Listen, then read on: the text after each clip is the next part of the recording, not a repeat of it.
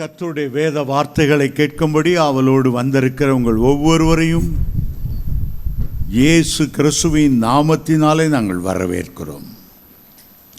தொடர்ந்து ஆவிக்குரிய யுத்தம் செய்வது எப்படி, முழங்கால் யுத்தம் செய்வது எப்படி, நம்முடைய கண்களால் காண முடியாத அந்தகார வல்லமைகளோடு யுத்தம் செய்வது எப்படி, உலக பிரகாரமான ஆயுதங்களை அல்ல ஆவிக்குரிய ஆயுதங்களை உபயோகிப்பது எப்படி என்பதை குறித்து நாம் தொடர்ந்து தியானித்து வருகிறோம்.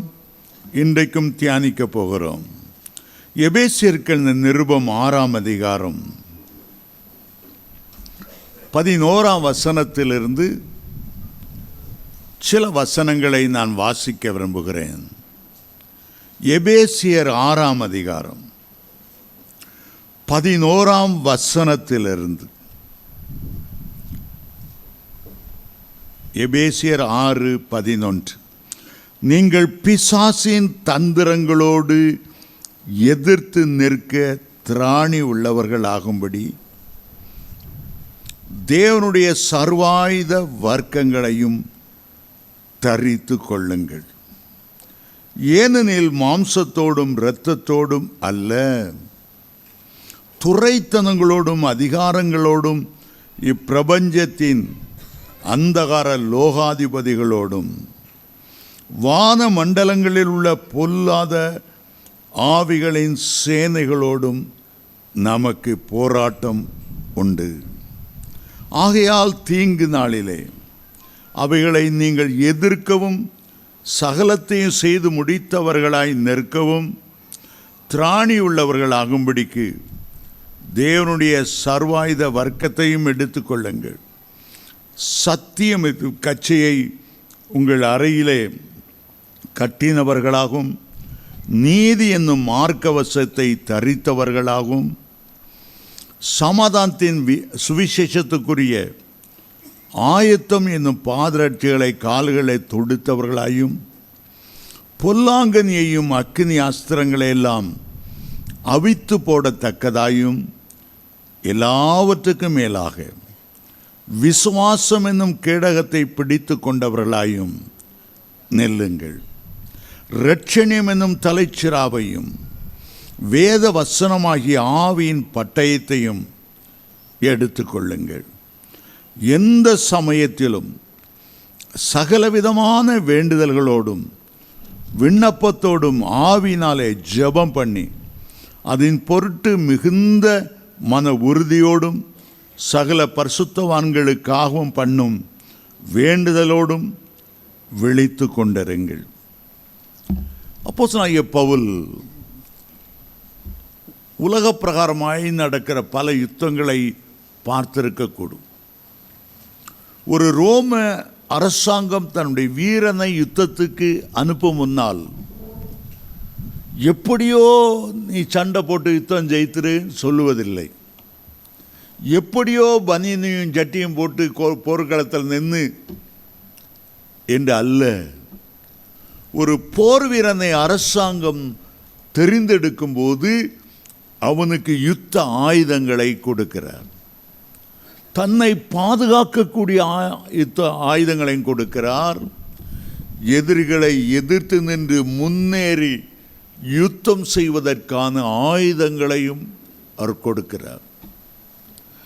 எந்த படை முன்னேறி செல்லுமோ அந்த படை ஜெயங்கொள்ளும். ஏதோ தன்னை பாதுகாத்தால் போதும் என்று நின்று கொண்டிருக்கிற வீரர்கள் ஒரு நாளும் ஜெயிக்க மாட்டார்கள். இந்தியாவில் உள்ள கிறிஸ்தவருடைய நிலைமை என்ன? ஏதோ எதிரி தாக்குறான், ஏதோ பிஜேபி தாக்குறான், ஏதோ ஆர்எஸ்எஸ் தாக்குறான், ஐயோ இந்து முன்னணி வருகிறான், ஐயோ கோயிலை இடிக்கிறாங்க, ஐயோ என்ன என்ன என்ன செய்யலாம், என்ன செய்யலாம்ப்பா? போலீஸ் கம்ப்ளைண்ட் கொடுக்கணுங்க, எஃப்ஐஆர் போடணுங்க, வக்கீலை வச்சு வாதணுங்க, கான்ஸ்டியூஷனில் இன்னும் சொல்லியிருக்கு, எல்லாம் உங்களுக்கு தெரியப்படுத்தணுங்க. வேற என்ன செய்ய போகிறா? உண்ணாவிரதம் இருக்கிறாங்க, ரோடு மறியல் செய்யணுங்க. ஆண்டவர் சொல்லுகிற யுத்தம் அதல்ல. ஆண்டவர் சொல்லுகிற யுத்தம் அதல்ல. முதல்ல நமக்கு விரோதி யார், நண்பர் யார், யாரோட நமக்கு யுத்தம் இருக்கிறது, அதை தெரிந்து கொள்ள வேண்டும். ஒரு நாள் நம்ம யுத்தம் மாமியோரோடு அல்ல, மருமகனோட அல்ல, பக்கத்து வீட்டுக்காரனோடு அல்ல, தீய மனுஷனோடு அல்ல. ஆண்டவர் தெளிவாய் சொல்லுகிறார், மாம்சத்தோடும் இரத்தத்தோடும் அல்ல. மாம்சமான எந்த மனுஷனோடும் தேவ பிள்ளைகள் சண்டையிட்டு கொண்டு இருக்கக்கூடாது. அவைகளை ஒரே நிமிஷத்தில் ஆண்டவர் உங்களுடைய பக்கமாய் மாற்றுவதற்கு வல்லமையுள்ளவர். எந்த தீய மனுஷன் உங்களுக்கு விரோதமாய் எழும்பினாலும் அவனை பார்க்காதிருங்கள், அவனுக்கு பின்பாக நின்று கொண்டு உங்களுக்கு விரோதமாய் எழும்பச் செய்த அந்த சாத்தானை பாருங்கள். எய்தவன் இருக்க சாத்தான் எல்லாருக்கும் பின்பக்கத்தில் இருந்து பொம்மைகளை ஆட்டுவதை போல, பொம்மலாட்டத்தை போல ஜனாதிபதிகளை மந்திரிகளை ஆட்டுவிக்கிற அந்த அவனுக்கு விரோதமாய் நீங்கள் யுத்தம் செய்ய வேண்டும். இன்றைக்கு நீங்கள் விரோதிகள் என்று நினைக்கிற உங்களுடைய இனத்தவர்கள் ஒரே நிமிஷத்தில் உங்களுடைய வருவார்கள், உங்களுடைய நண்பர்களாய் மாறுவார்கள். ஆண்டவர் சொல்லுகிறார், ஒருவனுடைய வழிகள் எனக்கு பிரியமானதாய் இருந்தால் அவனுடைய சத்துருக்களும் அவனோடு கூட சமாதானமாகும்படி செய்வார். இந்த வேத பகுதியில் அப்போஸ்தலனாகிய பவுல் ஒரு ரோம வீரனுக்கு இருக்கக்கூடிய படைக்கலன்களை எண்ணுகிறார். ஆறு முக்கியமான யுத்த ஆயுதங்கள் இருக்கிறதை அவர் பார்க்கிறார். உலக பிரகாரமான அந்த ஆயுதங்களுக்கும் மறைப்பொருளாய் ஆண்டவர் வைத்திருக்கிற ஆவிக்குரிய ஆயுதங்களுக்கும் ஒப்பிட்டு அவர் பேசுகிறார். சாதாரணமாக ஒரு யுத்த வீரனை எடுத்தால் அறையிலே உறுதியாய் கச்சை என்பதை கட்டியிருப்பான். ஒரு பெல்ட், அதில் தான் எல்லா ஆயுதங்களையும் அந்த பெல்ட்டில் போட்டிருப்பான். கத்தியோ அல்லது பட்டயமோ, அந்த பெல்ட்டு தான் அவனுக்கு சென்ட்ரல் ஃபிகராக இருக்கும். அதை அவர் குறித்து சொல்லும்போது, சத்தியம் என்னும் கச்சையை உங்களுடைய அறையிலே கட்டினவர்களாயிருங்கள். முதலாவது சொல்லுகிறார், முதலாவது கச்சையிலிருந்து ஆரம்பிக்கிறார். உலக பிரகாரமாய் அது கச்சை, ஆவிக்குரிய பிரகாரமாய் சத்தியம், சத்தியம் என்னும் கச்சை. இரண்டாவதாக மார்க்கவசம், நெஞ்சிலே அப்படி இணைந்து எப்போதும் இருக்கக்கூடிய மார்க்கவசம். அதை நீதிக்கு ஒப்பிட்டு அப்போஸ்தலனாகிய பவுல் பேசுகிறார். மூன்றாவதாக பாதரட்சையை ஆண்டவர் ஆயத்தமாய் இருக்க வேண்டியதை குறித்து அவர் பேசுகிறார். நாலாவதாக கேடகம், உலக பிரகாரமான கேடகம், ஆவிக்குரிய விதத்தில் விசுவாசம் என்கிற கேடகம், அதற்கு ஒப்பிட்டு அவர் சொல்லுகிறார். தலைச்சிரா, ஹெல்மெட், இரட்சணியம் என்னும் தலைச்சிரா, இரட்சணியத்துக்கு ஒப்பிட்டு சொல்லுகிறார். ஒரு யுத்த வீரனுக்கு பட்டயம் கண்டிப்பாக இருக்க வேண்டும். அதை அவர் எதற்கு ஒப்பிட்டு சொல்லுகிறார்? வேத வசனம் என்னும் ஆவிக்குரிய பட்டயம் என்று குறிப்பிடுகிறார். உலக பிரகாரமான ஒரு ராஜா தன்னுடைய போர் வீரனுக்கு என்ன தரிப்பிப்பார், அதே இதை ஆவிக்குரிய பிரகாரமாக ராஜாதி ராஜா தம்முடைய பிள்ளைகளுக்கு எப்படி அவர் தரிப்பிக்கிறார். சாதாரணமாக நமக்குள்ளே இருந்து வருகிற 3 எதிரிகள் உண்டு. நமக்குள்ளே இருந்து வருகிற பல விதமான இச்சைகளாகிய, முதலாவது கண்களின் இச்சை, மாம்சத்தின் இச்சை, ஜீவனத்தின் பெருமை, இது நமக்குள்ளேயே இருந்து கிரியை செய்யும்படி சாத்தான் அதை ஏவி விடுகிறான். வெளியே இருந்து வருகிற 3 எதிரிகள் உண்டு. உலகம், மாமிசம், பிசாஸ். ஒரு ஆட்டை எடுத்தால் வெளியிலே சிங்கம், புலி, கரடி, ஓநாய் நிறைய இருக்கு. அது மேலேயே இருக்கிற எதிரி என்ன?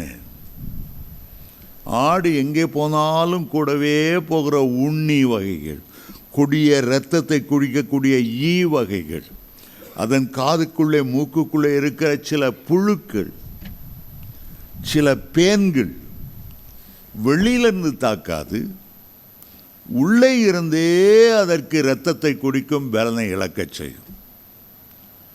தேவ பிள்ளைகள் தங்களுடைய போர் ஆயுதங்கள் என்ன என்பதை முதலாவது அறிந்து கொள்ள வேண்டும். சர்வாயுத வர்க்கங்கள் வேறு, போர் ஆயுதங்கள் வேறு. ஒவ்வொரு பரிசுத்தவான்களும் உலக பிரகாரமான எதிரிகளை எப்படி ஜெயித்தார்கள் என்று பழைய ஏற்பாட்டிலே வாசிக்கலாம். அவை புதிய ஏற்பாட்டிலே ஆவிக்குரிய ஆழமான சத்தியங்களுக்கு அடையாளமாய் இருக்கிறது. மோசே தன்னுடைய போர் ஆயுதமாக ஒரு கோலை வைத்திருந்தார். அது தேவனுடைய கோலாகும்படி தரையிலே போட்டு அது பாம்பாகி பிறகு அதனுடைய வாளை பிடித்தது, தேவனுடைய கோலாய் மாறிற்று. அதை வைத்து சிவந்த சமுத்திரத்துக்கு நேராய் நீட்டின போது சிவந்த சமுத்திரம் 2ஆய் பிளந்தது. அதை கொண்டு ரெவித்தீமில் ஏறி வானத்துக்கு நேராய் உயர்த்தின போது அமலேக்கியரை முறியடிக்கக்கூடிய வல்லமை அதற்கு இருந்தது. எங்கே போனாலும் அந்த கோலை கொண்டு போனார். தண்ணீர் தேவைப்பட்டது. கண்மலை அவர் அடித்த போது அதிலிருந்து துளான தண்ணீர் வந்தது. அவருடைய போர் ஆயுதம் என்ன? அந்த கோல். எரியோ கோட்டை வீழ்த்த வேண்டும். எந்த ஆயுதத்தை பயன்படுத்துவது? ஆண்டவர் சொன்னார், அந்த எரிகோவை 7 முறை சுற்றி வாருங்கள், துதியோடு சுற்றி வாருங்கள், சத்தத்தை உயர்த்தி ஆர்ப்பரித்து எக்காலத்தை ஊதி துதிக்கும் போது அந்த எரிகோ மதில் அப்படியே விழும். துதி அவருடைய ஒரு போர் ஆயுதமாய் இருந்தது. சிம்சோன் அவனுக்கு விரோதமாய் 1000 பெலிஸ்தியர்கள் எதிர்கொண்டு யுத்தத்துக்கு ஆர்ப்பரித்த போது அருகில் ஒரு கழுதை தாடை எலும்பு கிடந்தது. அதை எடுத்தார். வல்லவனுக்கு புல்லும் ஆயுதம். அந்த கழுதை தாடை எலும்பை எடுத்து 1000 பெலிஸ்தியரை அடித்து கொன்று போட்டார். அவர் பயன்படுத்தின ஆயுதம். தாவீது கோலியாத்தை எதிர்த்து நிற்க வேண்டியது இருந்தது. உலக பிரகாரமான பட்டயத்தையும் அதை தூக்கிட்டு போக முடியல. அவருடைய ஆயுதம் என்ன? ஒரு கல்லும் கவனும். கவனிலே அந்த கல்லை வைத்து சுழற்றி எறிந்தார். அது சரியாய் கோலியாத்தின் நெற்றியிலே பதிந்தது. உடம்பு முழுவதும் மறைக்கக்கூடிய சர்வாயுத வர்க்கங்களை அவன் அணிந்திருந்தாலும் தாவீது ஒரே நிமிஷத்தில் பாதுகாப்பு இல்லாமல் அவனுடைய நெற்றி இருக்கிறதை கண்டார். மீதி எந்த இடத்துல அடித்தாலும் தலையில் தலைச்சராக இருக்கிறது, முன்னால் கேடகம் இருக்கிறது, எல்லாம் இருக்குது. ஆனால் அந்த நெற்றிக்கு பாதுகாப்பு இல்லாமல் இருக்கிறது. அந்த ஒரு ஆயுதத்தால் கோலியாத்தை அவர் ஜெயித்தார். ஒவ்வொருவருக்கும் ஒவ்வொரு ஆயுதங்கள் உண்டு. ஆனால் தேவனுடைய பிள்ளைகள் ஒன்றை நாம் முதல்ல தெரிந்து கொள்ளணும். ஆண்டவர் தான் நம்முடைய யுத்தத்திலே நமக்கு ஜெயம் கொடுக்க உதவி செய்கிறவர். அவர்தான் சாத்தானை பரலோகத்திலிருந்து அடித்து துரத்தி தேவதூதன் வெட்டி பூமியில் விழுந்தவன். அவருடைய பெயரே சேனைகளின் கர்த்தர் என்பது. தாவீது அவருடைய பேரை சொல்லும்போது இஸ்ரவேலின் இராணுவங்களின் தேவனாகிய கர்த்தருடைய நாமத்தில் வருகிறேன் என்று சொன்னார். முதலாவது நீ என்ன யுத்தம் சந்தித்தாலும், உன்னுடைய குடும்பத்தில் என்ன போராட்டம் இருந்தாலும், யுத்தம் கர்த்தருடையது, தோல்வி சாத்தானுடையது, ஜெயமோ நம்முடையது. நமக்கு ஜெயம் கொடுக்கிற தேவனுக்கு ஸ்தோத்திரம். என்னை எப்போது வெற்றி சிறக்க பண்ணுகிற என் ஆண்டவருக்கு ஸ்தோத்திரம். பல இடங்களிலே ஆண்டவர் திரும்ப திரும்ப சொல்லுகிறார், நீங்கள் சும்மா வந்திருங்கள், கர்த்தர் உங்களுக்காக யுத்தம் செய்கிறவர். யாத்ராமம் 14:13 சொல்லுகிறார், இன்று கண்ட எகிப்தியரை இனி நீங்கள் காணப்போவதில்லை. 14ஆம் வசனத்தில் தான் சொல்லுகிறார், கர்த்தர் உங்களுக்காக யுத்தம் செய்வார். யுத்தம் செய்கிறதை எகிப்தியர் பார்த்தார்கள். சிவந்த சமுத்திரம் இஸ்ரவேலருக்கு வழி திறந்து கொடுக்கிறதை பார்த்தார்கள். இஸ்ரவேலை பின்தொடர்ந்து வரும்போது எகிப்தியனுடைய ரதத்தின் அந்த வீல் சக்கரங்கள் கலந்து விழுகிறதை பார்த்தார்கள். அவர்களால் முன்னே சென்று யுத்தம் செய்ய முடியாதபடி ஒரு மேகம் அவர்களை தடுத்து கொண்டு நிற்கிறதை பார்த்தார்கள். யாத்ராமம் 15:25 சொன்னார்கள், கர்த்தர்தாமே இஸ்ரவேலருக்கு ஆதரவாக துணை நின்று எகிப்தியருக்கு விரோதமாய் யுத்தம் பண்ணுகிறார் என்பதை கண்ணால கண்டு அவர்கள் சொன்னார். ஒரு மேக சம்பவம் அவர்களுக்கு நடுவில் நின்றது, இஸ்ரவேலருக்கு ஒளியை கொடுத்தது. ஆனால் எகிப்தியருக்கு அது மந்தாரமும் இருளும் காரிருளுமாய் இருந்தது. இஸ்ரவேல் எல்லாம் கடந்து போன பிறகு மோசே அந்த கோலை நீட்டின போது 2 பக்கம் பிரிந்திருந்த சிவந்த சமுத்திரம் பெரிய சத்தத்தோடு மூடிக்கொண்டது. பார்வோனும் அவனுடைய சேனைகளும் தண்ணீரிலே அமிழ்ந்து மரித்து போனார். ஆகவேதான் மோசேயை திரும்ப திரும்ப சொல்லுகிறார், கர்த்தர் உங்களுக்காக யுத்தம் செய்வார். இப்பொழுது அவர்கள் வனாந்தரத்தை தாண்டி கானானுக்குள்ளே பிரவேசிக்க போகிறார்கள். கானானிலே 7 பலத்த ஜாதிகள் இருக்கிறார்கள். கானானிலே 31 ராஜாக்கள் அரசாண்டு கொண்டிருக்கிறார்கள். கானானிலே ஏனோக்கின் புத்திரரை போல பெரிய பலசாலிகள் இருக்கிறார்கள். அரணான பட்டணங்கள் இருக்கின்றன. இரும்பு தாழ்பாள்களும் வெண்கல கதவுகளும் இஸ்ரவேலருக்கு சவால் விடுகிறது. மோசே சொன்னார், உபாகமம் 3ஆம் அதிகாரம் 22ஆம் வசனத்தில், நீங்கள் அவர்களுக்கு பயப்படாதிருங்கள், உங்கள் தேவனாகிய கர்த்தர்தாமே உங்களுக்காக யுத்தம் செய்வார். கானானிய சேனைகள் இருக்கின்றன. 31 ராஜாக்கள் இருக்கிறார். சில யுத்தங்கள் இஸ்ரவேலர் செய்தார்கள், சில யுத்தங்கள் கர்த்தர் தாமே யுத்தம் செய்தார். கர்த்தருடைய சேனையை பார்க்கும்போது திரளான தேவதூதர்கள் அவருடைய சேனையில் இருக்கிறார்கள். சேனையின் அதிபதியாக மிகப்பெரிய தூதனாகிய கேப்ரியல் நின்று கொண்டிருக்கிறார். தெபொராள் சிசரோவோடு யுத்தம் பண்ணும்போது நட்சத்திரங்கள் தங்கள் அயனங்களிலிருந்து யுத்தம் செய்தன. நட்சத்திரங்கள் வந்து யுத்தம் செய்தது. சாமுவேல் காலத்திலே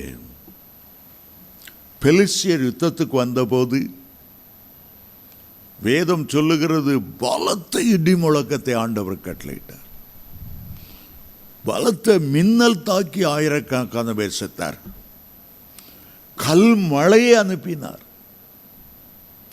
அந்த மழையினால அந்த சேதம் பட்டது. இன்னொரு தடவை 3 இடத்துல அந்த கானானியர் யுத்தம் பண்ண வந்த போது குளவிகளை ஆண்டவர் அனுப்பி யுத்தம் செய்தாராம். குளவிகள் 3 இடத்துல வாசிக்கிறோம். எதிரிகளுக்கு விரோதமாக யுத்தம் செய்யும் போது குளவிகள். அசிரியா ராஜா தேவனுடைய பிள்ளைகளுக்கு பயமுறுத்தின கடிதங்களை எழுதின போது எசேக்கியா ராஜா தேவாலயத்துக்கு அந்த கடிதங்களை கொண்டு போய் விரித்து வைத்து ஜெபம் பண்ணின போது ஆண்டவர் ஒரு தூதனை அனுப்பினார். உள்ளே போய் 25,000 பேரை 1,85,000 பேரை சங்கரித்து விட்டு போய்விட்டார். ஆண்டவர் சில வேளைகளை இறங்கி யுத்தம் செய்கிறார்.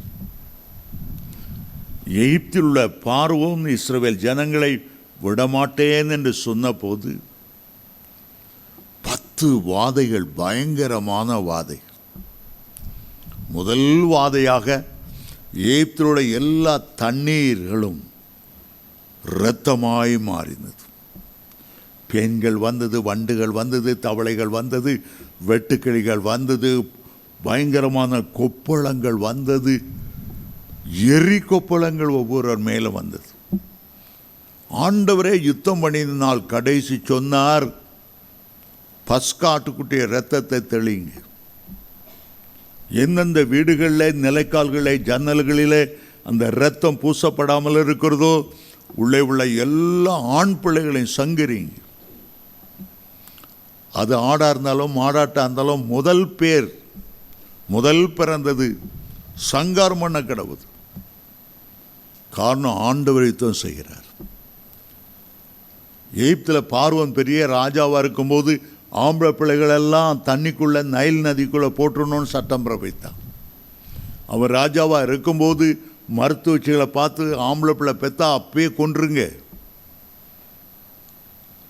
ஆண்டவர் பழி வாங்கினார். ஆண்டவர் யுத்தம் செய்தார். நமக்கு இருக்கிற சர்வாயுத வர்க்கங்கள் இருக்கின்றன. அதே நேரத்தில் போராயுதங்களும் இருக்கின்றது. சர்வாயுத வர்க்கங்களை ராஜா கொடுக்கிறார்.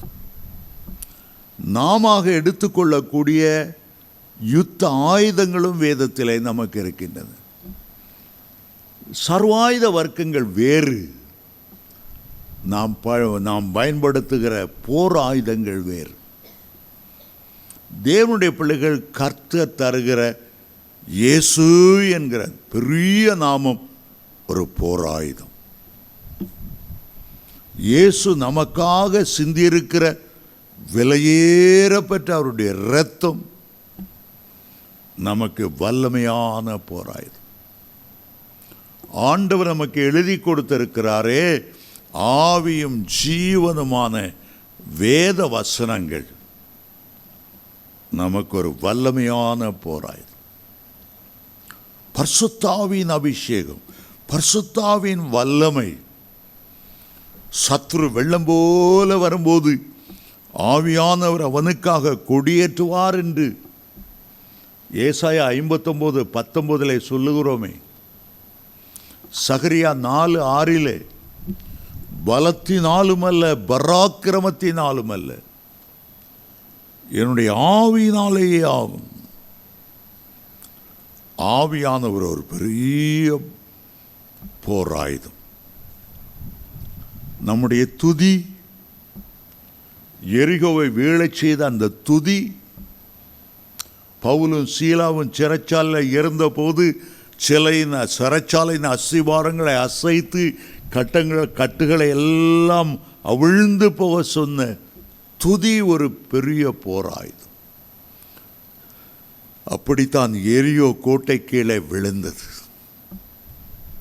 நியாயாதிபதிகள் 1 அதிகாரத்தில் வாசிக்கும் போது இஸ்ரவேலை யுத்தம் பண்ண போகும்போது எந்த கோத்திரம் முதலாவது போக வேண்டும்?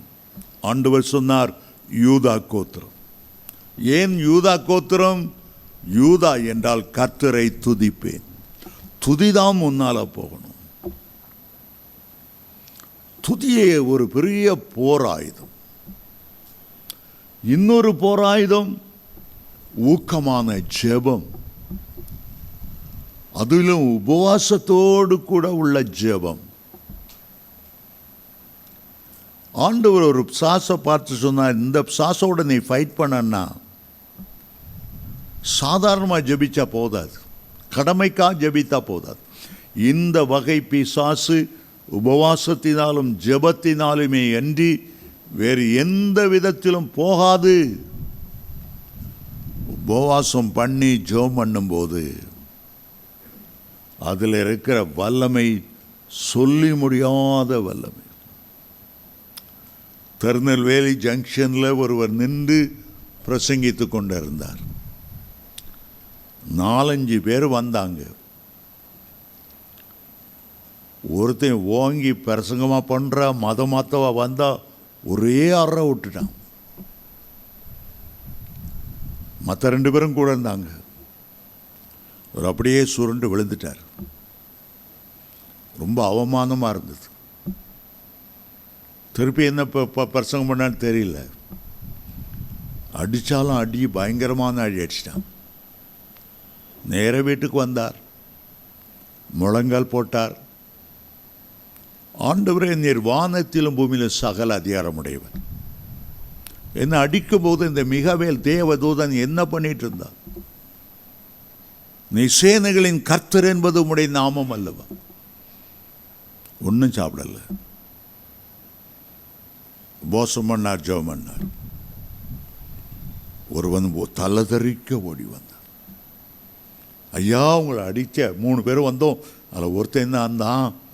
உங்களை அடித்து கொஞ்ச நேரத்தில் அவன் மேலே ஒரு பஸ் ஏறி போயிடுச்சு, செத்து போயிட்டான். ஐயா, எனக்கு பயமாக இருக்கிறது.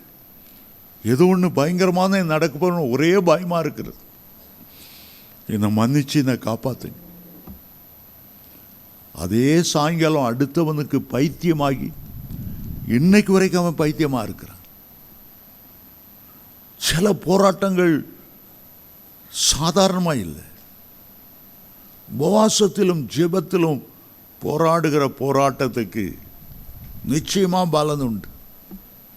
தேவ சமூகத்தில் போய் யாராவது உங்களை துக்கப்படுத்திட்டாங்க, அழுகிறீங்க, ஒவ்வொரு துளி கண்ணீரும் உங்களுக்கு போராயுதமாய் விளங்கும். உங்களுடைய கண்ணீரை புறக்கணித்து விட்டு ஆண்டவர் போய்விடுகிறவர், அவரே தும் செய்கிறவர். அவருடைய கையில் அவ்வளவு சேனைகள் இருக்கின்றன. ஆதியாகமம் 32ஆம் அதிகாரம், யாக்கோபு பிரயாணப்பட்டு போகும்போது பெரிய தேவதூதர் சேனை அவருக்கு சந்தித்ததாம். யாக்கோபை சந்திக்க முடிய ஆண்டவர் அனுப்பினார். பெரிய சேனை ஓண்ட இருக்கப்பா. அதை பார்த்து ஆச்சரியப்பட்டு யாக்கோபு அந்த இடத்துக்கு மக்னாயீம் என்ற பெயரை வைத்தார். மக்னாயீம் என்றால் கர்த்தருடைய சேனை, தேவ தூதர்களுடைய சேனை. ஒரு விசை எலிசாவை பிடிக்கும்படி அசிரிய ராஜா பெரிய படை அனுப்பியிருந்தான், ஒரு மனுஷனை பிடிக்கும்படி. அதை பார்த்த உடனே எலிசாவினுடைய வேலைக்காரன், ஐயோ ஆண்டவனே, நமக்கு விரோதமாக படையாக வந்து இறங்கி இருக்கிறது. எலிசா சொன்னார், பயப்படாதே, அவர்களோடு இருக்கிறவர்களை பார்க்கலாம் நம்மோடு கூட இருக்கிறவர்கள் அதிகமான பேர். ஆண்டவரே, அவனுடைய கண்களை திறந்தருளும் என்று ஜெபம் பண்ணினார். அவனுடைய கண்கள் திறந்தபோது அந்த மலை முழுவதும் தனக்கு ஆதரவாய் இருக்கும்படி கர்த்தர் அக்கினி ரதங்களையும் குதிரைகளையும் சேனை சேனையாய் அனுப்பினாராம். ஒரு அக்கினி ரதம் அல்ல, குதிரை அல்ல, சேனை சேனையான அக்கினி ரதங்களும் குதிரைகளும் இருந்தது. நம்ம ஒரு பெரிய குடும்பத்தில் வந்திருக்கிறோம்.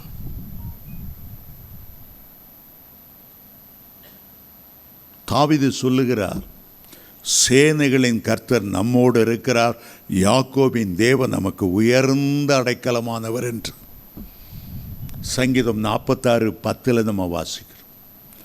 நீங்கள் அமர்ந்திருந்து நானே கர்த்தர் என்று அறிந்து கொள்ளுங்கள். அவர் வழக்காடுகிறவர், அவர் யுத்தம் செய்கிறவர், அவர் உங்களுக்காக யாவையும் செய்து முடிக்கிறவர். நீங்கள் அவரை அறியாத காலத்தில் கூட உங்களுக்கு அவர் உதவி செய்ய வேண்டும் என்று கல்வாரி சிலுவை நோக்கி பார்த்தார். கல்வாரி சிலுவிலே சாத்தானை சந்தித்தார். இயேசுவின் இரத்தத்தினாலே அவனுடைய தலையை நசுக்கென்று நசுக்கினார். அவனுடைய தலை சாவுக்கு ஏதுவானதாய் காயப்பட்டிருந்தது என்று வெளிப்படுத்தின விசேஷத்திலே வாசிக்கிறோம். சேனை சேனையான வீரர்கள். ஆண்டவர் எசேக்கியேலை ஆவிக்குள்ளாக்கினார். எலும்புகள் நிறைந்த பள்ளத்தாக்கிலே நின்றார்கள். எசேக்கியேலை பார்த்து கேட்டார், இந்த எலும்புகள் உயிரடையுமா? எசேக்கியேல் சொன்னார், இவ்வளோ திரளா? ஏதோ ஒரு பெரிய யுத்தத்தில் லட்சக்கணக்கான போர் வீரர்கள் செத்து போனது போல இவ்வளோ திரளா இருக்கிற, அவ்வளோ உலர்ந்த எலும்பாக இருக்கிறது.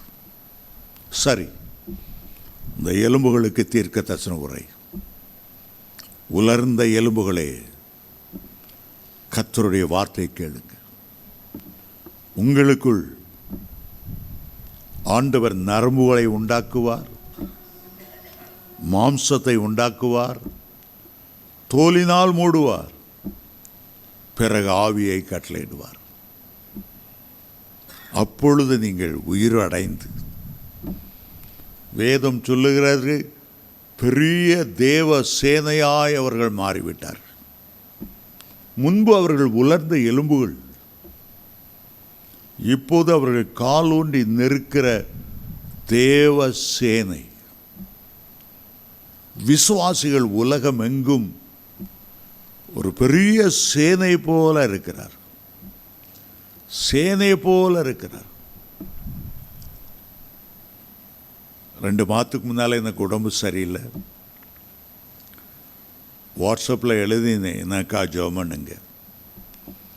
மயக்கமாக இருக்கிறது. எல்லாரும் எழுந்தாங்க. கண்ணீரோடு ஜெபிக்கிறோம், உபவாசம் பண்ணி ஜெபிக்கிறோம், சர்ச்சில் எழும்பி ஜெபம். அவ்வளோ விசுவாசிகள், சேனை சேனையாக இருக்கிற விசுவாசிகள் ஒன்று சேர்ந்து ஜெபித்தா என்ன ஆகிறது? கர்நாடகா மாநிலத்தில் ஆண்டவர் செய்த பெரிய மாற்றம் மனுஷனால் செய்ய முடியாதது. ஆண்டவர் அந்த மாற்றத்தை கொண்டு வந்தார். சின்ன காரியமோ பெரிய காரியமோ, விசுவாசிகளெல்லாம் ஜெபம் பண்ணும்போது எனக்கு பிரச்சனை தீர்ந்தது மட்டும் இல்லை, சின்ன சின்ன பிரச்சனை, சின்ன சின்ன பலவீனம், சின்ன சின்ன வியாதி, சின்ன சின்ன சொரியல் ஊரல் கூட இல்லாதபடி முற்றிலுமாக சுகமாக ஆண்டவர் உதவி செய்தார். ஏன்னா ஜெபிக்கும் போது அவ்வளோ பேர் நமக்காக பாரம் எடுத்து ஜெபிக்கிறார்கள். விசுவாசிகளுடைய ஜெபம் மகா வல்லமையுள்ள ஜெபம்.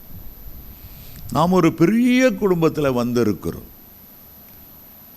இந்த குடும்பம் மிகப்பெரிய குடும்பம். அது கர்த்தருடைய குடும்பம். அவருடைய குடும்பத்தில் கேராபீன்கள், சேராபீன்கள், ஆயிரக்கணக்கான தேவதூதர்கள், விடிய காலத்து நட்சத்திரங்கள், சேனை சேனையாக அக்கினி ரதங்கள், குதிரைகள், உலகமெங்கு விரிந்து கிடக்கிற தேவனுடைய பிள்ளைகள், ஜெப வீரர்கள் இருக்கிறார். கர்த்தருடைய குடும்பத்தில் நம்ம மைனாரிட்டியாக இல்லை, நம்ம தான் மெஜாரிட்டியாக இருக்கிறோம்.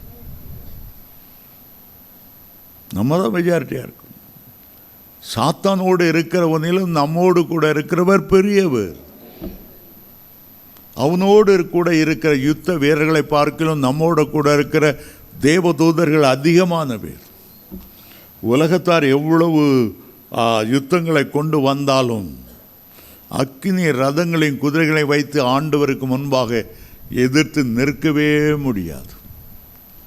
பூமியில் மட்டுமல்ல, வானமண்டலத்திலும் யுத்தம் உண்டானது என்று வெளிப்படுத்தல் 12:7 வாசிக்கிறோம். வானத்திலே யுத்தம் உண்டாயிற்று. ஆண்டவர் என்ன யுத்த ஆயுதங்களை பயன்படுத்தினார்? என்ன சர்வாயுத வர்க்கங்களை பயன்படுத்தினார்? ஒன்றுமில்லை. வானமண்டலத்தில் உள்ள பொல்லாத ஆவிகள் சேனைகள் நிறைந்திருக்கிறது. துரைத்தனங்கள், அதிகாரங்களை, பிரபஞ்சத்தின் லோகாதிபதிகள், வானமண்டலத்தில் உள்ள பொல்லாத ஆவிகளின் சேனைகள், உலகத்தின் அதிபர் எல்லாம் அங்கே நிற்கிறாங்க. ஆண்டவர் மிகாவேல் தூதனை அனுப்பினார். வேதம் சொல்லுகிறது, மிகாவேலும் அவனைச் சேர்ந்த தூதர்களும் சாத்தானோடும் அவனுடைய எதிரிகளோடும் யுத்தம் செய்தார்கள். சாத்தான் ஜெயங்கொள்ளவில்லை, அவனை வெட்டி இறக்கினார்கள். அந்த வசனம் சொல்லுகிறது, வெளிப்படுதல் 12:8, அங்கே இருந்த ஆவிகள் இருந்த இடம் கூட தெரியாமல் போயிட்டார். நமக்கு ஆண்டவர் சொல்லுகிறார், அந்த ஆவிகளின் சேனைகளோடு உங்களுக்கு போராட்டம் உண்டு. அந்த வசனத்தை வாசிக்கும் போது எபேசியர் 6:12 இவ்விதமாய் சொல்லுகிறது, ஏனெனில் மாம்சத்தோடும் இரத்தத்தோடும் அல்ல.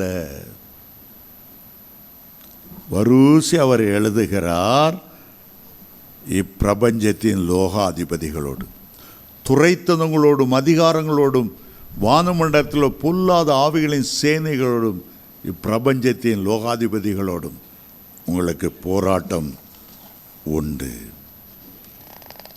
சரி, இன்றைக்கு நாம் சர்வாயுத வர்க்கங்களை குறித்து ஒரு 15 நிமிடங்கள் பேச விரும்புகிறேன். நேரம் இல்லை. இந்த சர்வாயுத வர்க்கங்கள் இல்லாத போராயுதங்கள் இன்னும் ஒரு 6 அல்லது 7 அடுத்த வாரத்தில் நான் உங்களுக்கு பேச விருப்பப்படுகிறேன். இங்கே குறிப்பிட்டிருக்கிற அந்த 7 சர்வாயுத வர்க்கங்களும், இந்த 7 இல்லாத போராயுதங்கள் தொடர்ந்து நான் பேச விரும்புகிறேன். முதலாவது எடுத்து அதே வசனத்தை வாசிக்குங்க. எபேசியர் 6:14 சொல்லுகிறது, சத்தியம் என்னும் கச்சையை உங்கள் அறையிலே கட்டினவர்களாகும். முதல்ல ஒரு கச்சையை பற்றி சொல்லுகிறார், ஒரு பெல்ட்டை பற்றி சொல்லுகிறார். உன்னுடைய இடுப்பில் டைட்டாக கட்டிக்கோ. அந்த கட்டுகிற அந்த பெல்ட்டுக்கு என்ன பேராம்? சத்தியம். அந்த பெல்ட்டை கட்டுறது எதை குறிக்கிறது? ஒரு உறுதியை குறிக்கிறது, ஒரு தீர்மானத்தை குறிக்கிறது. கர்த்தருடைய வருகை பரிந்தும் நான் தீர்மானமாய் கர்த்தருக்குள்ளே ஓடுவேன், யுத்தம் செய்வேன், ஜெயிப்பேன். அப்போஸ்தலனாகிய பவுல் பிலிப்பியர் 3:13-14 சொல்லுகிறார், ஒன்று செய்கிறேன், பின்னானவைகளை மறந்து முன்னானவைகளை நாடி கிறிஸ்து இயேசுவுக்குள் தேவன் அழைத்த பரம அழைப்பின் பந்தய பொருளுக்காக இலக்கை நோக்கி தொடர்கிறேன். அதற்காக சத்தியம் என்னும் கச்சையை அறையிலே கட்டிக்கொள்ளுகிறேன். ஒரு தீர்மானம். அறையை கட்டிடும். ஏன் அறையை கட்டணும்? எங்கள் கிராமத்தில் சில நேரம் இந்த கிணத்து பக்கம் போனால் ஒவ்வொருத்தரும் 20 குடம் 30 குடம் 40 குடம் தண்ணி எடுப்பாங்க. எங்கள் தோட்டத்துக்கு ஒரு பாட்டியமாக வெயில் காலத்தில் கொண்டு ஊற்றுவாங்க. ஒவ்வொரு குடத்துக்கு இவ்வளோ காசுன்னு காசு வாங்கிக்குவாங்க. அந்த தண்ணி எடுக்கிறதுக்கு முன்னால் அவங்க பாவடையை நல்லா இறுக்கி கட்டிக்குவாங்க. எங்கள் ஊரில் மீன் வியாபாரிகள் உண்டு. கடற்கரையிலேருந்து இந்த மீன்களை வாங்கி 20 கிலோமீட்டர் அந்த காலத்தில் ஓடுவாங்க. இப்போ தான் பஸ்ஸு லாரியெல்லாம் வந்துட்டு, பஸ்ஸு லாரி வந்தால் கூட இவ்வளோ மீன்களை பஸ்ஸில் ஏற்ற மாட்டான். 2 பக்கம் ஒரு தோள் பட்டை இருக்கும், இந்த பக்கம் ஒரு கூடை இருக்கும், அந்த பக்கம் கூடை இருக்கும். ஒரு தம் பிடிப்பாங்க, அப்படி தோளில் வைப்பாங்க.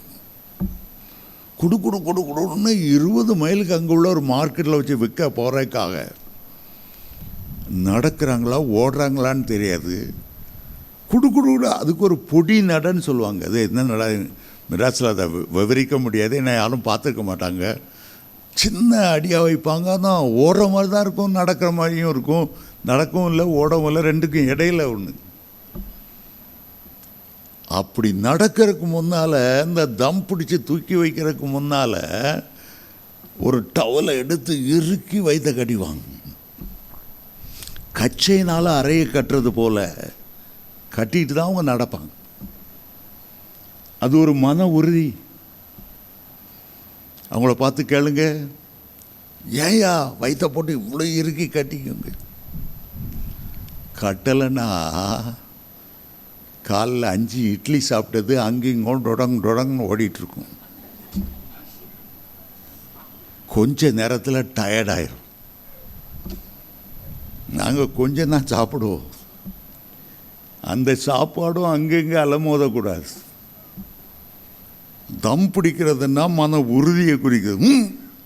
இடையில யாராவது மீன்கார கொஞ்சம் நெல், இங்கே 4 மீன்லாம் ஒன்றும் கிடையாது தான், நேராக அந்த மார்க்கெட்டில் தான் வைப்பேன். அது வரைக்கும் இடையில நிற்கவே மாட்டேன். இங்கே ஆரம்பிக்கிறது பரலோகத்தில் முடியணும்.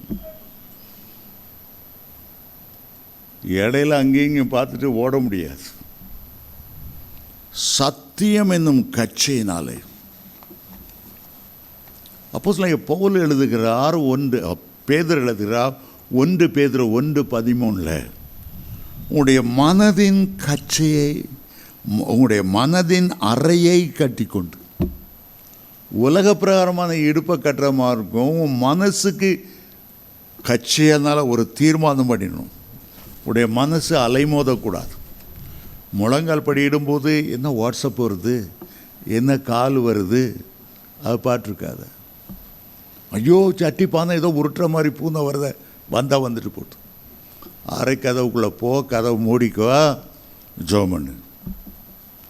மன உறுதி இல்லைன்னா, ஜெபம் பண்ணணுங்கிற ஒரு ஊக்கம் இல்லைன்னா, உன்னுடைய தீர்மானத்தை சாத்தான் கலைச்சிட்டு போயிடுவான்.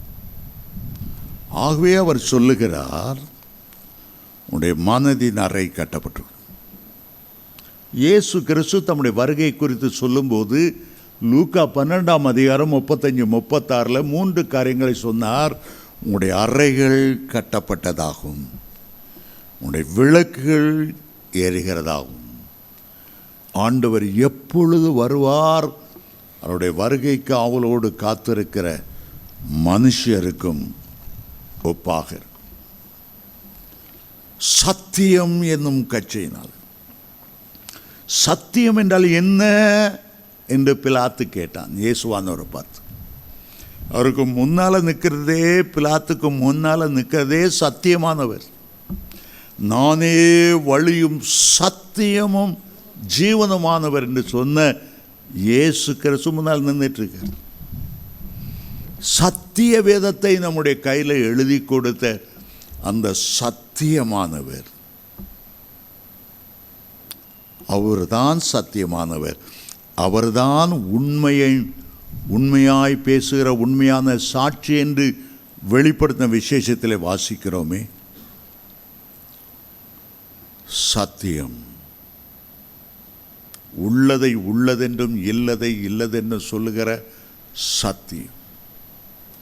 உருட்டு பெரட்டு கை சுத்து மாத்தலாம் கிடையாது. சத்தியம்னா சத்தியம். உலகத்தில் ஒரே ஒருவர் சத்தியமானவர் என்று பெயர் பெற்றார், இயேசு கிறிஸ்து.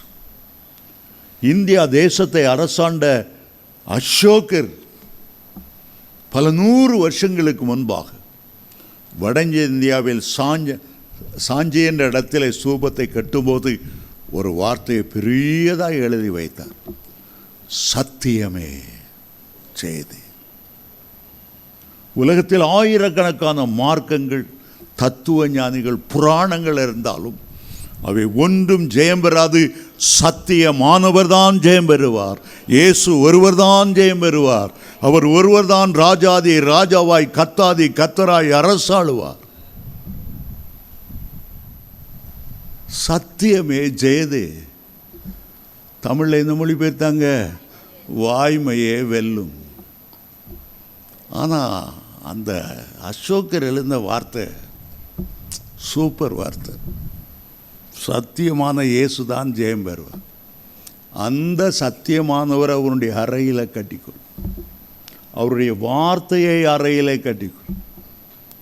நீ ஒரு நாளும் யுத்தத்தில் தோல்வி அடைவதில்லை. அவர் ஜெயிக்கும்போது அவரோட நீனும் ஜெயங்கொண்டவனாய் விளங்குவாய். ஆமேன், ஹல்லேலூயா. இரண்டாவதாக நீதி என்னும் மார்க்கவசம். கேடகம் வேற, மார்க்கவசம் வேறு. மார்க்கவசம் உன்னுடைய மார்பை பாதுகாக்கும்படி, மார்பில் இருக்கிற இருதயத்தை பாதுகாக்கும்படி, உன்னோடு கூட ஒட்டி உறவாடி கொண்டிருக்கிற மார்க்கவசம்.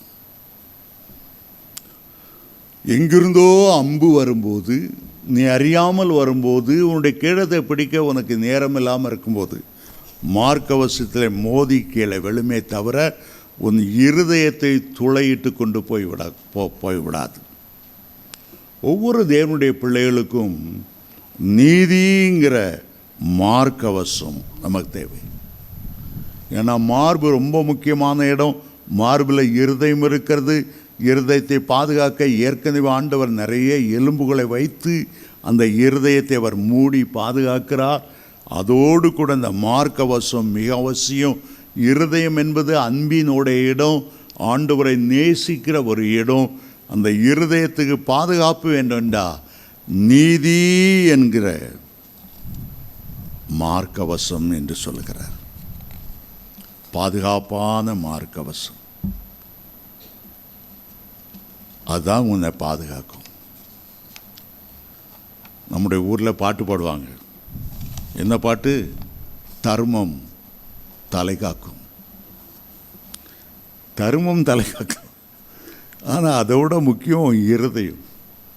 ஆண்டவர் சொல்லுகிறார், எல்லா காவலோடும் உன் இருதயத்தை காத்துக்கொள். அது ரொம்ப முக்கியம்.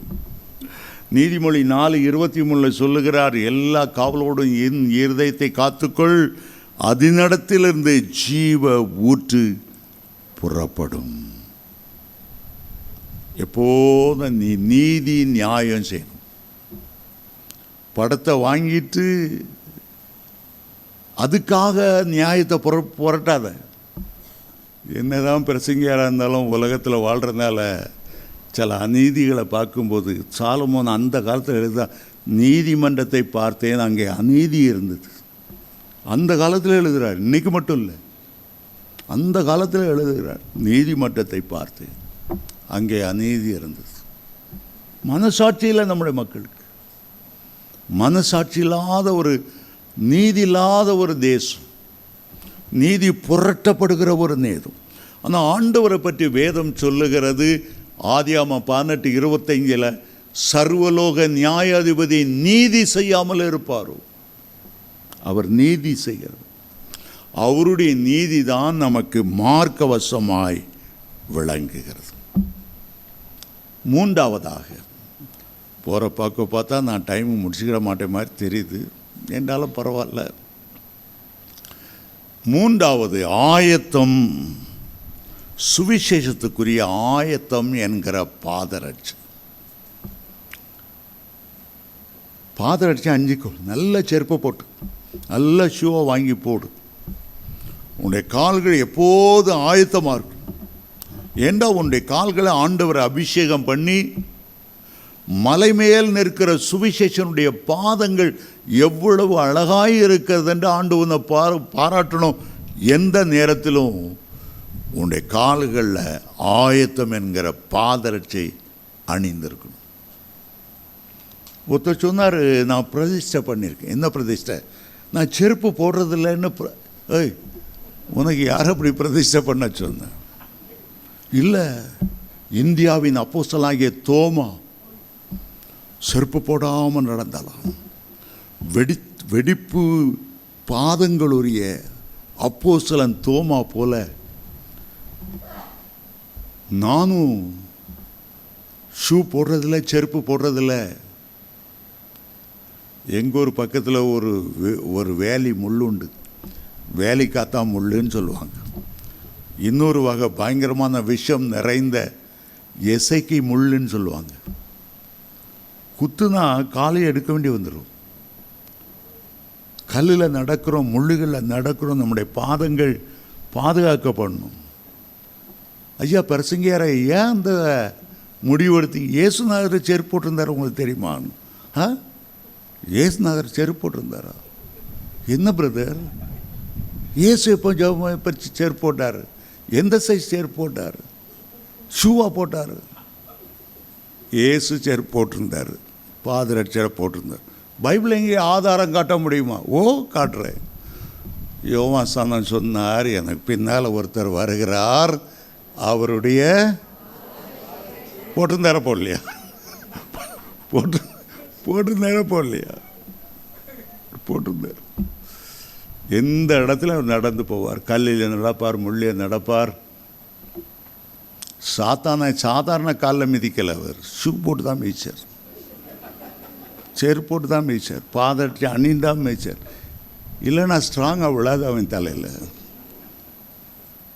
அதான் ஒரு ஊழியக்காரர் சொன்னார், சாத்தானுக்கு ஏதாவது தெரியப்படுத்தணுன்னா உன் ஷூக்கு பின்னால் எழுதி அவனுக்கு காட்டு. ஏன்டா விளையாடுனா மிதிச்சு போடுவேன். மிதிச்சு ஏற்கனவே ஏசுனார் மிதித்து வச்சிருக்காரு. சர்ப்பங்களை மிதிக்கவும் சர்வ வல்லமை உன்னை தாரேன்னு சொல்லியிருக்காரு. சிங்கத்தின் மேலே நடப்பா, விரேன் பாம்பை மிதிப்பான்னு சொல்லியிருக்காரு. உனக்கு செய்ய வேண்டிய சொல்கிற வார்னிங்கை என் ஷூவில் எழுதி உனக்கு காட்டுறேன். ஒழுங்காரு மரியாதையார். ஆயத்தம் என்னும் பாதரட்சி. என்னை ஒன்றை சொல்லி நான் முடிச்சிட்றேன், ஏன்னா நேரம் இல்லை, நீங்கள் வீட்டுக்கு போகணும். அடுத்தது தான் கேடகம் வருகிறது. ஆயுதங்களை 2 பகுதியாக பிரித்து கொள்ளலாம். ஒன்று நம்மை பாதுகாப்பதற்கு தற்பாதுகாப்பு ஆயுதங்கள், அடுத்தது எதிரியை தாக்கக்கூடிய ஆயுதங்கள். ஒன்று காக்கக்கூடிய ஆயுதம், அடுத்தது தாக்கக்கூடிய ஆயுதம். பாதரட்சை நம்மை காக்கிறது, மார்க்கவசம் காக்கிறது. இதே போல் இந்த இடத்துல கேடகம். எந்த இடத்திலேருந்து சாத்தானுடைய அக்கினி ஆஸ்திரங்கள் புறப்பட்டு வருகிறதோ, எந்த இடத்திலிருந்து ஏவுகணைகள் வருகிறதோ, சதாம் ஹுசைன் உயிரோடு இருக்கும்போது எருசலேமை நோக்கி ஸ்கட் என்று சொல்ல ஏவுகணைகளை அனுப்பினான். இஸ்ரவேலர் பேட்ரியாட் என்று இன்னொரு ஏவுகணை அனுப்பி வானத்தில் 2 அடித்து நொறுங்கி கீழே விழுந்தது. எந்த பக்கம் ஈட்டி வருமோ, எந்த பக்கம் அம்பு வருமோ, எந்த பக்கம் பட்டயம் வருமோ, அந்த மார்க்கவசத்தை அந்த கேடகத்தை நீங்கள் எடுத்துக்கொள்ளுங்க. கேடங்களை பிடித்து எப்போது நெல்லுங்க. அதற்கு வேதம் சொல்லுகிற ஒரு வசனம், விசுவாசம் என்னும் கேடகம். எப்படி கேடகம் அவனுக்கு பாதுகாப்பாக இருக்கிறதோ, அதுபோல விசுவாசம் நம்மை பாதுகாக்கிறது. ஆதியாகமம் 15ஆம் அதிகாரத்தில் ஆபிரகாம் ஒரு பெரிய யுத்தத்தை செய்து திரும்ப வரும்போது, லோத்தையும் அவனுடைய குடும்பத்தையும் சிறைமீட்டு வரும்போது, ஆண்டவர் சொன்னார், ஆபிரகாமே நீ பயப்படாதே, நான் உனக்கு மகா பெரிய பலனும் உனக்கு கேடகமாக இருக்கிறேன். உன்னை தாக்க வரும்போது அது என்ன தாக்கட்டும், உன்னை தாக்கக்கூடாது. உன்னை நான் மூடிக்கொண்டு இருக்கிறேன். நீ கிறிஸ்து இயேசுவுக்குள்ளா ஞானஸ்நானம் பெறும்போது கிறிஸ்துவையே நீ அணிந்திருக்கிறாய். உன்னை தாக்குகிறவன் உன்னை அல்ல, உன்னை தாக்குகிறவன் என்னையே தாக்குகிறான். ஒன்றும் உனக்கு நேரிட்டு விடவே கூடாது. உன்னுடைய மனதை தாக்குகிறானா, உன்னுடைய குடும்பத்தை தாக்குகிறானா, உன்னுடைய பிள்ளைகளை தாக்குகிறானா, விசுவாசம் என்கிற கேடகத்தை பிடித்து அவன் மேல் நில்லுங்க. சில வேளை நாம் ஊழியம் செய்யும்போது ஒரு பேயை துரத்த போகும்போது நம்முடைய வீடுகளை இரத்த கோட்டைக்குள்ளே வைத்து கொண்டு மற்றவங்களை ஜெபம் பண்ணுறது நல்லது. அது வியாதிக்காக ஜெபம் பண்ணாலும் சரி, அது சாஸ்களுக்காக ஜெபம் பண்ணாலும் சரி. நான் பல வருஷங்கள் டாக்டர் கிளிஃபர்ட் குமாரோட ஊழியம் செய்ய போயிருக்கேன். அவரை போல் எந்த வீட்டில் பிரச்சனைனாலும் ராத்திரி பல நடந்து போகிறவர். நிறைய பேய்கள் தான், கிராமங்களுக்கு போனால் நிறைய பேய்கள். ஆனால் எப்போது அவர் பேயை துரத்த போனாலும் முதல்ல என்ன செய்வார் தெரியுமா? என்னையும் என் குடும்பத்தையும் இரத்த கோட்டைக்குள்ளே மறைத்து கொள்ளுகிறேன். நீர் கேடகமாக இருப்பீரா. அது பிறகு தான் துரத்துவார். ஒரு ஊழியக்காரர் ஒரு அம்மாவுக்கு தற்கொலாவி இருந்தது. காரில் வந்தாங்க. இந்த கார் பின்னால் இந்த பிஸ்னஸ் பீப்புளுக்குரிய திறந்த வேன் மாதிரி முன்பாகத்தில் உட்காரலாம், 3 பேர் உட்காரலாம். பின்பாகத்தில் லக்கேஜ் அதெல்லாம் வரக்கூடிய அது கார் மாதிரியும் இருக்கும், ஒரு பொருளை தூக்கிட்டு போகிற ஒரு மினி வேனா அப்படி இருக்கும். அவங்க கூட ஒரு அல்சேஷன் ஆகி வந்திருந்தது. இந்த தற்கொலை அந்த பெண்ணை விடுவிக்கிறக்கா ஜோமனி அதை விடுவிச்சாங்க. நல்லா கிளியர் ஆயிட்டு சமாதானம் வந்தது. ஆண்டவரை ஏற்றுக்கிட்டான். ஆனால் அந்த தற்கொலை ஆவிக்கு கோபம், நம்மளை துரத்தி விட்டாங்களே. எல்லாம் முடிஞ்சவங்க சந்தோஷமாக வீட்டுக்கு போகிறாங்க. என்ன நடந்து தெரியுமா? அந்த வேனில் பின்பக்கத்தில் அல்சேஷன் நாய் இருந்தது. நல்லா போகும்போது வெளியே குதித்து நாய் தற்கொலை பண்ணிட்டு. ஒரு நாள் அந்த நாய் எல்லா இடமும் கூப்பிட்டு போகிறாங்க. ஒரு நாளும் அது நடக்காத காரியம். அவர்களையும் அவருடைய குடும்பத்தையும் வேலி அடைத்து ஆண்டவர் பாதுகாக்கிறார். யோபையும் அவனுடைய குடும்பத்தையும் ஆண்டவர் வேலி அடைத்து பாதுகாத்தார். அதான் கேடகம். நம்முடைய குடும்பத்துக்கு ஒரு கேடகம் தேவை. மந்திரவாதிகள் பெருகிவிட்டார். சூனியங்களும் செய்வனங்களும் பெருகிவிட்டன. நமக்கு ஒரு கேடகம் அவசியம். முடிந்தால் அடுத்த வாரம் தொடர்கிறேன். மற்ற போராயுதங்களை குறித்தும் அடுத்த வாரம் நான் பேசுவேன். தொடர்ந்து வாருங்கள்.